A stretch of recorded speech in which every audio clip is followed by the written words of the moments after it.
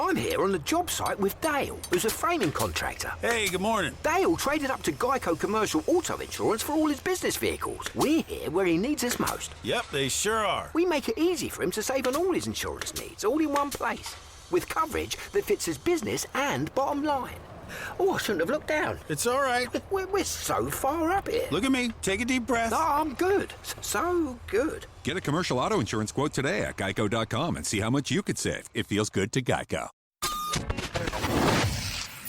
Yay Networks.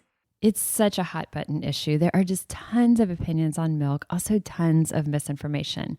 Milk is also one of those things that can feel a bit cumbersome at times. Like a family of 4 may feel like they need to have 4 different milks on hand at any given time because someone's watching their carbs, someone's lactose intolerant, another is following a vegan diet. So we'll be exploring especially some of the newer varieties of milk that can satisfy a variety of these needs with 1, maybe 2 different milk products. I'm Molly Kimball. Welcome to Fueled, a wellness and nutrition podcast. I'm a registered dietitian and nutrition journalist with a passion to help people live their strongest, healthiest life possible. In my weekly TV segments and columns, there's a limited amount of time and space to cover everything, but there's so much more to share. This podcast is my opportunity to dive deeper into the topics you want to know about. A quick note before we dive in, if you like what you hear in this podcast, I would love for you to subscribe to us wherever you download your podcast. It would also be incredible if you can take just a minute to rate and review this podcast because those things matter and really help us. In this week's episode, we are exploring the ever-growing world of milk between cow's milk, plant-based milk. We'll be touching a bit on cow's milk, a lot on plant-based milks. What's the deal with all of these? How do you know which one is best for you? So all it takes is a quick scan of the dairy case at the grocery store, and it is clear that regular old cow's milk has a lot of competition these days. There's milk, and I'm air quoting milk, made from almonds, cashews, peas, flax, oats, hemp. There's so many different types of milks, and these plant-based milk alternatives, they really do make us feel like we're doing something really good for our bodies. But the question is, are they really any better for us? And the answer is complicated. It is not at all a cut and dry yes or no. Yes, you should drink cow's milk, or you should do plant-based, or plant-based is always going to be better. There's a lot of caveats. There's a lot of nuances, a lot of gray area in this conversation. So for starters, we can just say there are a lot of people who drink cow's milk on a regular basis. They have no issues with it. They don't have any GI upset. Their lab values, their cholesterol, everything, their weight, everything is right in line with where you would want it to be. There's really, in that case, if you're a big milk drinker, you've got no reason to stop, then don't stop it. One of the things to be aware of is that all varieties of cow's milk, they do contain some level of naturally occurring growth hormones, not added, but naturally occurring growth hormones. And many types of milk are also made with the addition of synthetic growth hormones. So if you are drinking cow's milk, then looking for varieties that specifically state on the label that they are made without those added growth hormones. Another thing to note about cow's milk is that it contains really a significant bit of sugar, 12 grams of sugar in an 8-ounce cup. And it's not added sugar, and just like regular white cow's milk, it's not added sugar. It's lactose, which is, we all have heard of lactose. It's a naturally occurring milk sugar. So it's not added to it. It's naturally occurring milk sugars. But still, it's 12 grams of sugar in a cup of milk. And milk typically has about 8 grams of protein. Regular cow's milk has about 8 grams of protein. So that means that cow's milk typically has about 50% more sugar than protein. Now, there are exceptions. So if you're a big cow's milk drinker and you're like, I really like the flavor of it, I really like this, I don't have any reasons to avoid cow's milk, I want to keep drinking it, but I am kind of looking to dial back my sugars, there's actually some really good options for you. So one is something called ultra filtered milk. And you might have seen this in brands like Fairlife. Trader Joe's also has their version of an ultra filtered milk. And it seems weird. It seems like they're doing something to our milk, but they're not. There's nothing that's added. There's nothing that's weird or suspect that's happening with that. If you think about how Greek yogurt is strained or how regular yogurt is strained to make Greek yogurt, if you imagine just your yogurt and it's like, say, a cheesecloth below it, and the liquids that are coming out of the bottom are more of the sugars and the carbs, and that thicker stuff that stays behind is that protein-rich yogurt. That's how yogurt is basically strained in the kind of old school, old line way of making the Greek style yogurt. That's how it's made. That same concept, but with like really, really, really tiny micro filters, that same concept is applied to milk for this ultra filtered milk. So something like Fairlife or that Trader Joe's ultra filtered milk, they're really improving those sugar and protein stats of milk. So ultra filtered milk has 50% more protein and 50% less sugar than regular cow's milk. And it still has all the other stuff we expect, like a third of our day's worth of calcium, that hefty dose of vitamins A, vitamin D. So if you're like, okay, well, that sounds really good, but I still don't really want, what might be 7 or so grams of sugar. There's a brand that I've just started seeing in the past few months, and I've only seen it so far at Whole Foods. I'll say too, Trader Joe's has that ultra filtered. The Fairlife you can find it at Walmart and pretty much every regular grocery store. But Maple Hill is a milk that I've seen only at Whole Foods, and they actually have a 0 sugar milk, and it is ultra filtered, that process we were talking about, but instead of 50% less sugar, it's 0 sugar. So the stats on this one, it's regular cow's milk, brand is Maple Hill, 0 sugar. So it has 0 carbohydrates, 0 sugar, and 8 grams of protein. So when we're looking at, kind of what's happening in the cow's milk world and how some of these brands are maybe seeing that, okay, what can we do to lower that sugar? Again, even though it's not added sugar, it's still 12 grams of sugar in regular cow's milk. And so these brands are taking that traditional cow's milk and lowering the sugar, but without adding anything weird or wacky to milk. An added benefit is if lactose is an issue, and lactose is something that you have a hard time digesting or tolerating, these ultra filtered milks, almost actually all of them that I've seen are also lactose free. The last one I'm going to talk about under just regular cow's milk, and then we'll switch over to the plant-based milks. This is you may have seen in stores, it's A2, and it's the most popular one I've seen is by a company that says the A2 Milk Company. And it's promoted as something that is easier to digest, that the particular type of protein, the A2 protein that is what's found in this milk versus the A1 protein that is also found in regular cow's milk. So regular cow's milk has what's referred to as A1 and A2 protein. That's part of that natural protein that makes up cow's milk.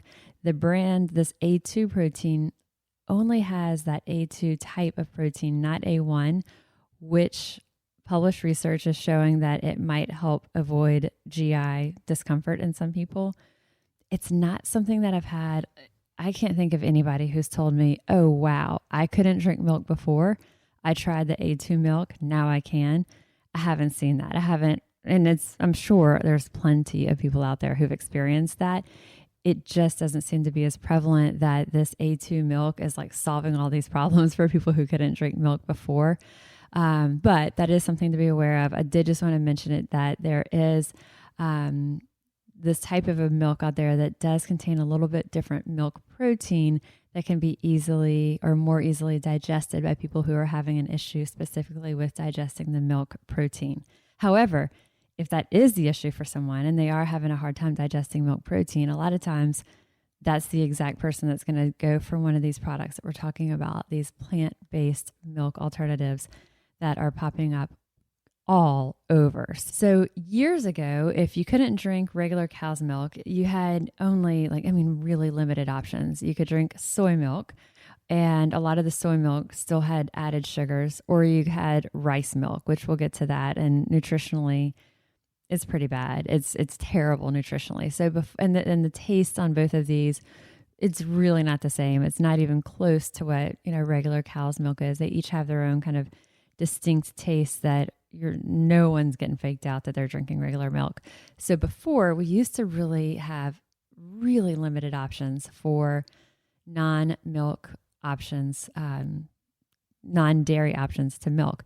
Now, no matter what our nutritional need, our taste preference, or even environmental concerns, there is a milk alternative that pretty much can suit any taste preference, any intolerance, and any sensitivity. You name it, there's going to be a milk alternative out there for you. So I'm going to cover a lot of them. And probably by the time you're listening to this, there might be even more out there, because every time I go to the store, I'm seeing more and more of these milks on shelves. So where do we start on these? And I'll refer to them mostly as plant-based milks, because most of these plant-based milks, they're some variation of seeds or nuts or grains that are mixed with water to form these different milks. And one of the questions that I get a lot is, well, how does it taste? And I won't be covering that as much in here because taste is incredibly subjective.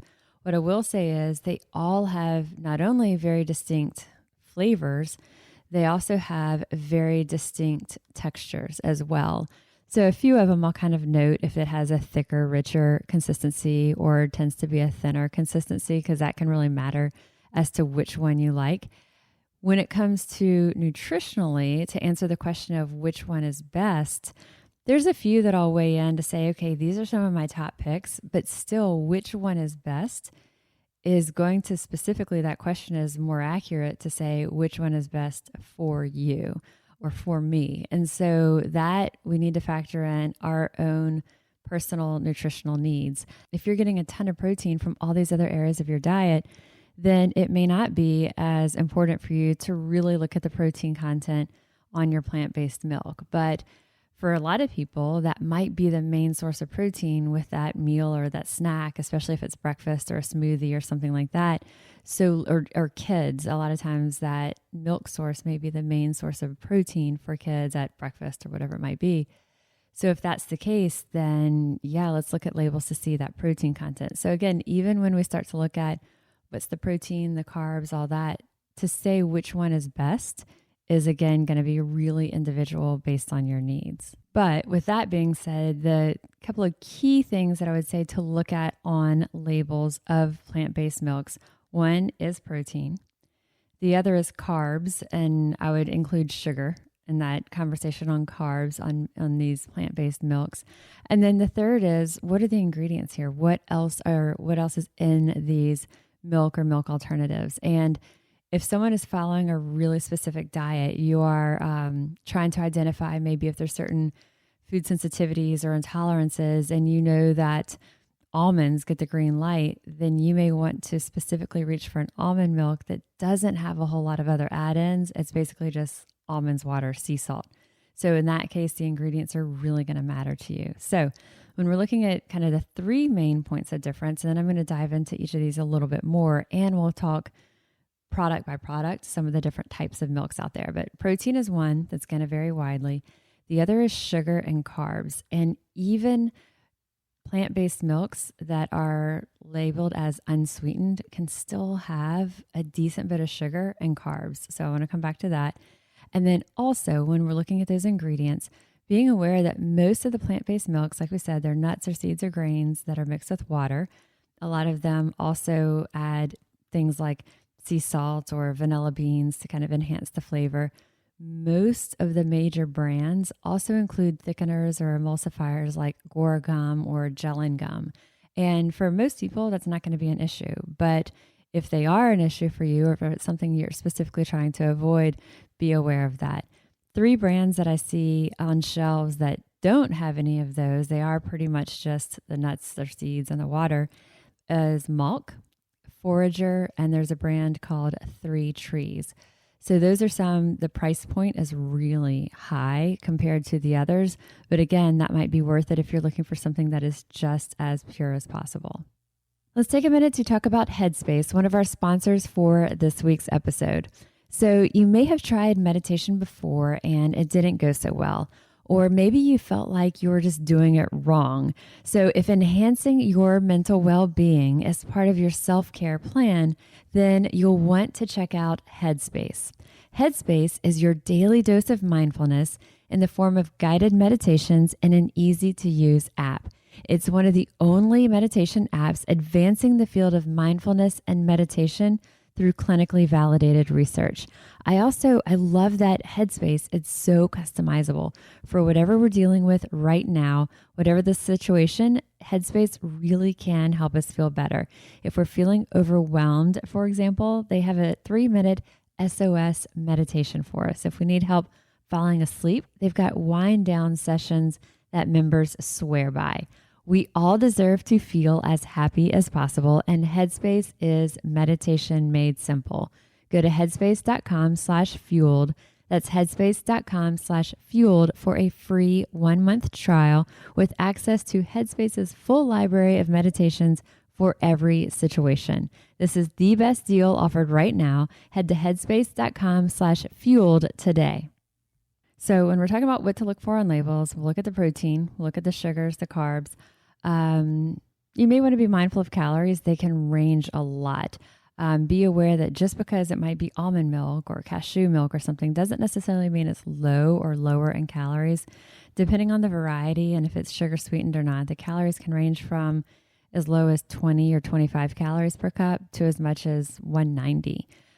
So, checking the nutrition facts to see how does this line up with what your goals are, and then also looking at those ingredients, specifically looking for milks that are labeled as unsweetened, or if they are sweetened, they're naturally sweetened with something like stevia or monk fruit. And finally, when we're talking about kind of the big stuff to look at on labels, calcium is one of the main reasons a lot of people turn to milk. They're drinking milk to get their calcium. It also gives us protein and vitamin D, but calcium can be a big reason. And on the flip side, milk can often be one of the biggest sources of calcium in our diet. So most of these plant-based milks are adding and fortifying these milks with calcium and vitamin D. Those that I mentioned, the Forager, Malk, and Three Trees, those don't. So that's kind of where, well, is it better or not better? Well, it might be considered better because it's purer and a very simple, streamlined ingredient list. But if that was the main source of calcium or D that you were getting, those products don't have it. So most of the other brands, though, most of the major brands are fortified with calcium and vitamin D. Interestingly, the calcium from plant-based sources, it's not absorbed as efficiently as well as calcium from dairy type products. And so a lot of times you'll see that it's even higher. It's a higher percentage of calcium in some of these products than even what we get in traditional cow's milk, in part to account for some of the fact that it's not absorbed quite as well. So when we're looking at the different milk alternatives, I'm going to start with my favorite. And my favorite is pea protein, and it's pea as in PEA, protein milk. The brand that is most common in stores is Ripple. I am starting to see a few other milks. I didn't remember this, but apparently Ripple is also a type of cheap, I don't know if it's cheap spirits or cheap wine that Fred Sanford on Sanford and Son used to drink also. So if you can't remember the name of Ripple for pea protein milk, maybe that'll help you remember it. But Ripple is easy to find. It's at stores from, Whole Foods to Target. And why I like it for the flavor, I like it for the texture, and I like it for the nutritional profile. From a flavor perspective, pea protein, and just a side note, anytime you see something that is using pea protein as that protein source, it's really a pretty neutral flavor. And peas peas are high in carbs. They're high in carbs. They've got a good bit of fiber. They've also got protein. But this is not high in carb. They're basically just extracting the pea protein or the protein from the peas. And it's a very neutral flavor, a very neutral texture. It tends to not be very gritty. So if you're seeing protein drinks, like ready to drink protein drinks, and they have pea protein as the protein source, or protein chips or any of this other stuff, and you're seeing that as the ingredient, you've got a pretty good bet that it's going to be maybe a little bit more familiar, less gritty, less chalky than other sources of protein. So same thing applies to the milk. The texture of the milk is very smooth. It's very creamy. It's also a rich, thick texture, much more similar to regular cow's milk texture than something like almond milk, which tends to be a lot thinner. Another reason that I really like something like the pea protein milk, like Ripple, is that it has about 8 grams of protein in a cup. And so as you'll hear, as we talk about some of the others, some are 0 or 1 or 2 grams of protein. So 8 grams of protein is really significant. And on top of that, it has a neutral flavor. It has a good texture, the consistency, the viscosity is very similar to regular cow's milk. So milk made from pea protein tops my list of preferred milk alternatives. The next 3 that I'll cover, I put all on the same tier, the same level: almond milk, cashew milk, and coconut milk. And let's start with coconut milk. So when we talk about coconut milk, this is coconut milk that is in the carton, in the dairy case by the other milks, not the canned coconut milk that's like really thick and creamy. So it's coconut milk that you would open the carton and pour just like a carton of milk. Coconut milk, it does have a bit of a flavor of coconut. You're going to pick up on it. So if you absolutely hate the way coconut tastes, because some people are sensitive to it, it's kind of a love it or hate it, that might not be for you. What's interesting is that if you line up all the different milks together, because we've done this for a bunch of different taste tests in the past, and we'll do it for taste test and what does it look like, what does it taste like, what's the texture, all the stuff that you and I are talking about today. We do this with taste panels often, and when you have them lined up, it is a dead giveaway which one is coconut milk, because it is brighter and whiter than any other milk alternatives that we've got lined up. So coconut milk looks the most like regular white milk. It also has a good, thick, creamy texture. So similar to that milk made from pea protein, coconut milk has a really nice texture like this. It's a low calorie. It's just about 45 calories per cup, less than 1 gram of carbohydrate per cup. And again, I'm not going to say it for every one of these, but look for unsweetened. And so it might be vanilla unsweetened, but it's still going to be less than 1 gram of carbohydrate. Cashew milk, similar texture, similar thickness and consistency, maybe not quite as much as coconut milk, but it's pretty good. And cashews, the main source, they're pretty neutral there. So again, if you are someone that you don't love coconuts, but you like cashews, you're not going to taste as much. It doesn't taste as much like a cashew as coconut tastes like coconut. But cashew milk typically is about 25, 35 calories per cup. Same thing here, 0, 1 gram of carbs. So it's both of these, coconut milk, cashew milk, and then also almond milk. All 3 of these are low calorie, let's say 25 to 45 calories per cup, low carb, 0 to 1 gram of carbohydrate per cup. And the biggest difference is that almond milk tends to be pretty thin, while the cashew milk, coconut milk are thicker. Now, coconut milk naturally is a little bit thicker, as we know. I mean, just coconut milk itself is thicker. Cashew milk, typically it's going to be thicker because of the different gums that are added. So I do want to point that out. If it's just pure cashew milk without any of those other additives, it's not going to be quite as thick. But most of the cashew milk from most of the major brands, it's going to be thicker. But there's others that I talked about. If you saw a cashew milk by a brand like Malk or Forager or Three Trees, it would be thinner. So almond milk, cashew milk, coconut milk, they're all low calorie, low carb. Be sure you're getting unsweetened varieties. I'd like to take a minute to share about Nutrafol, one of our sponsors for this week's episode. The nutrients in Nutrafol supplements support our healthy hair growth from within by targeting the 5 root causes of thinning: stress, hormones, environment, nutrition, and metabolism. Nutrafol is a physician-formulated nutritional supplement that is made with potent botanicals. No matter your stage in life, Nutrafol has a solution. They have 2 targeted formulas for women that are clinically shown to improve hair growth and thickness through all stages of life, with medical-grade natural ingredients that also support our whole body health. So it is possible you can grow thicker, healthier hair and support our show by going to Nutrafol.com and entering the promo code FUELED to save $15 off your first month's subscription. This is their best offer anywhere and is only available to U.S. customers for a limited time. Plus, free shipping on every order. Get $15 off at Nutrafol.com. That's spelled Nutrafol.com, promo code FUELED. They all three also are very low in protein. We're talking like 1 gram of protein or 0 protein per cup. So that's why my preference is milk made from pea protein, because we're already right off the top, we're getting 8 grams of protein. And it's still relatively low calorie, low carb. Almond milk, cashew milk, coconut milk, if protein isn't an issue, you're getting it from plenty of other sources, then these can be a really good fit for you. I do want to mention that Orgain has an organic protein almond milk. It's usually not in the refrigerated section. It's in the shelf stable section of milks. They have, actually it's almond milk, so it's filtered water and almonds, but they've added pea protein to it.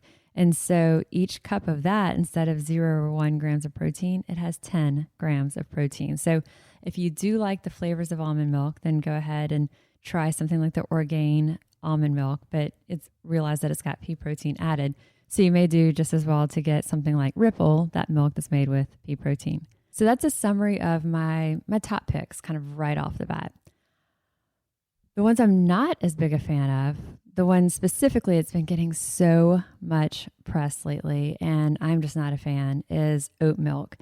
There's a billboard, I'm going to like butcher exactly what the billboard is saying, but it's a billboard in our city here, and it says something like, it's, the sign is for oat milk. It says something like, it's like milk made for humans. And as we pass it, my husband Brad looks at it. He's like, they're saying oats are like milk, but made for humans. He was like, wouldn't it be more like milk that's made for cows or horses? And I was like, good point. It's such a marketing ploy, but it immediately makes us feel like maybe something's wrong with these other types of milk, and that we should, air quote, should be drinking oat milk.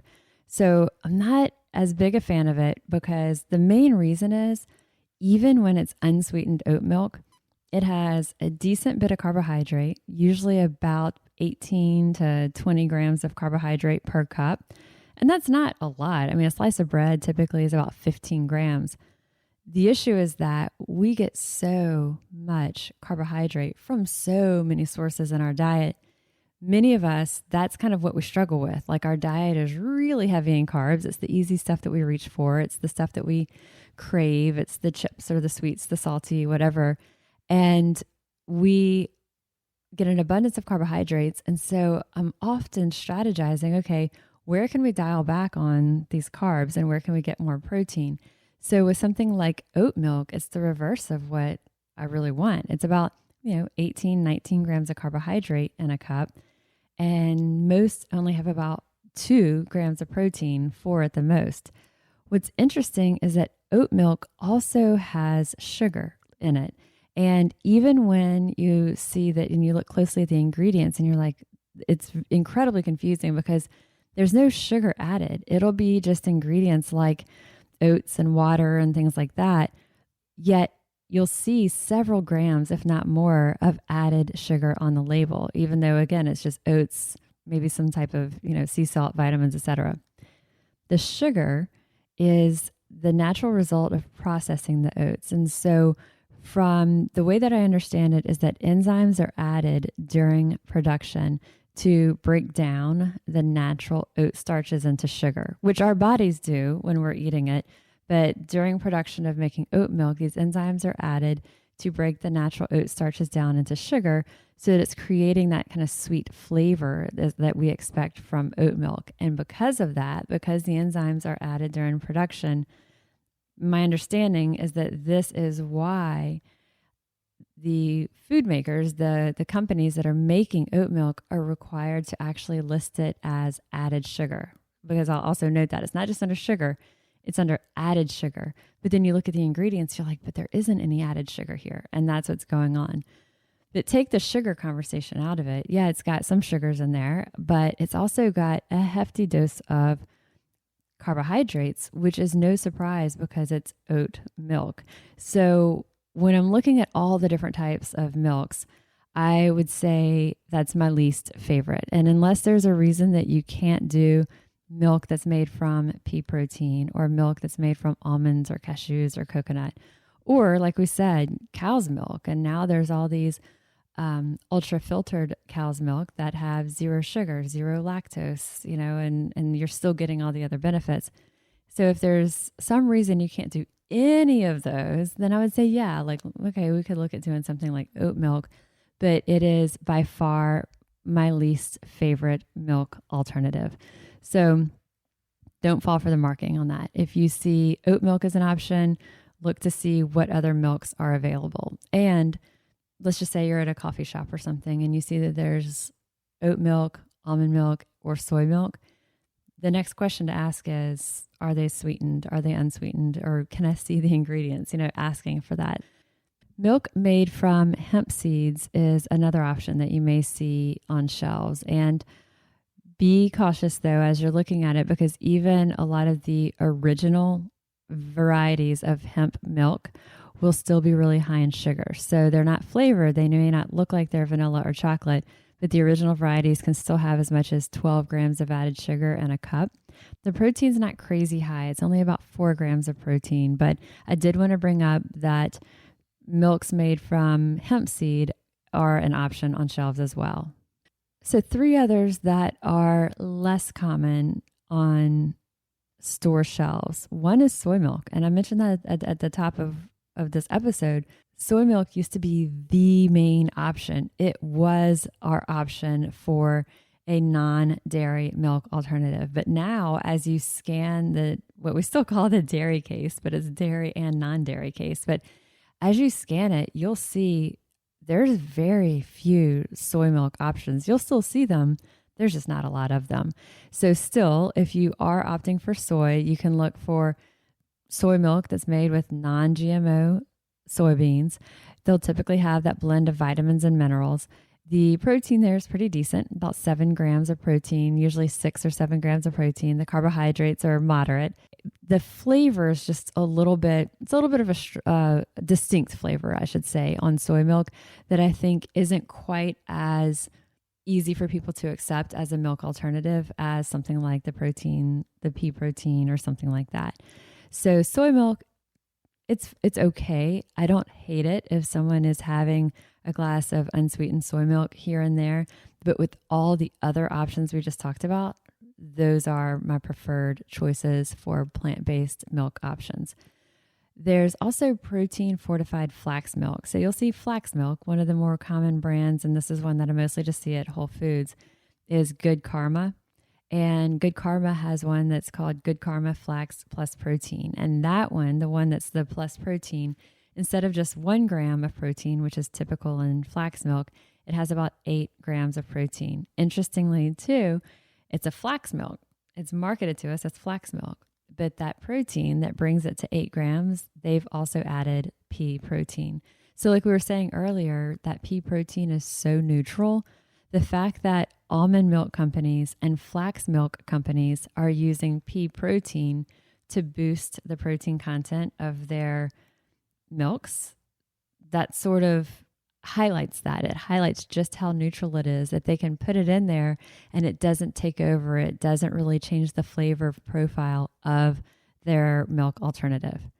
And then finally, I'm going to talk about rice milk. I'd probably put rice milk even below oat milk. I think oat milk is more bothersome right now because of all the press it's getting. And, there's a lot of people who are doing just fine with a milk centered on pea protein, and now they switch to oat milk because they feel like they should switch back. There's no reason to do oat milk. So I think oat milk kind of gets under my skin with the marketing at this point in time because it is being so hyped. But even worse, nutritionally, even worse than oat milk is rice milk. So a single cup of rice milk, and you might see the brand Rice Dream, and this is original. This is also not sugar sweetened. So this is just from the ingredients naturally present in it. But a single cup of rice milk, we're looking at like 26 grams of carbohydrate, 26 grams of carb, 11 of that is sugar, natural sugar from the rice, and 0 protein. So that cup of rice milk is basically just a giant cup of liquid starch. So there's so many other alternatives out there. No matter if there's a food allergy, a food sensitivity, or intolerance, there's very likely another option out there that there's really not a need to do rice milk. So I mentioned that I don't really love oat milk. I like oat milk at least better than rice milk, but these two are my least favorite of our plant-based milk alternatives. So that is kind of an overarching summary. Again, we can go really down the rabbit hole with so many varieties of all the different types of milk, but big picture, look at the labels. If protein matters to you, look at the protein. If sugar matters to you, look at sugars, added sugars. When we are looking at what are my top picks, those milks made from pea protein are my favorite. You can find other varieties of protein enhanced plant-based milks like that Orgain higher protein version of almond milk, which actually has pea protein added. Also the flax milk by Good Karma, the flax plus protein has pea protein added.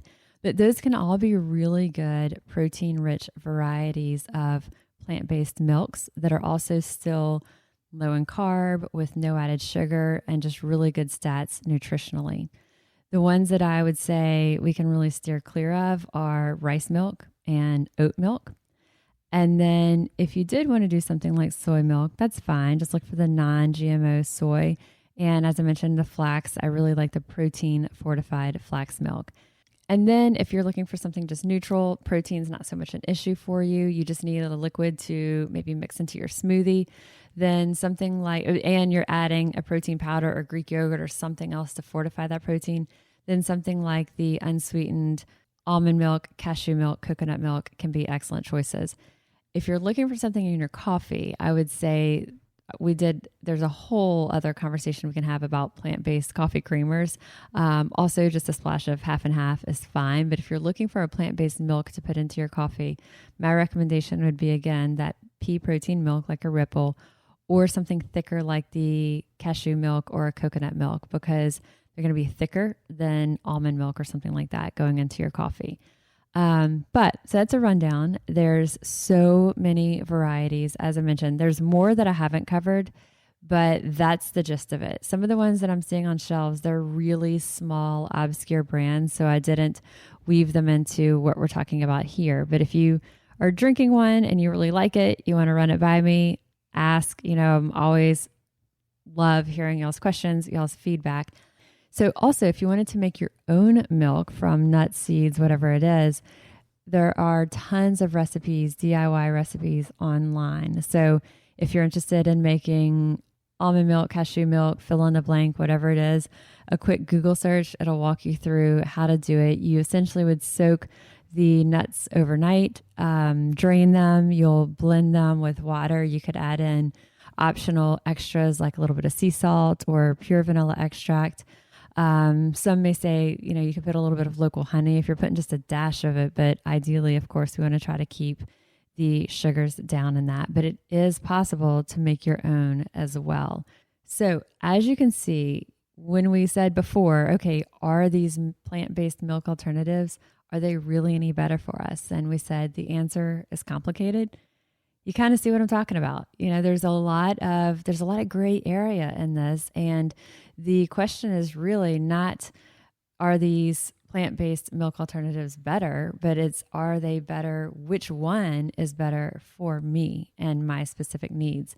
So I would encourage you to spend a little bit of time. If you've been reaching for the same one over and over and over, the same milk product for years, and you've kind of gotten in the groove of that, take a little time next time you go to the store. No matter what grocery store you're in, Target, Walmart, your regular local grocery store, Whole Foods, there is a plethora of these plant-based milk options in many, many of the supermarket style stores.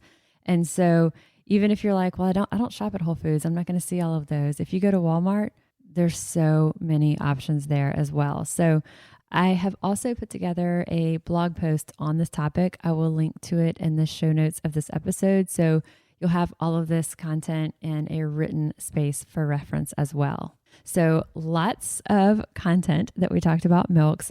Again, if there's some that you're loving or some that you've tried and you hate them or whatever it is, I always love to hear the feedback from y'all. And I continue to learn about new products from y'all all the time.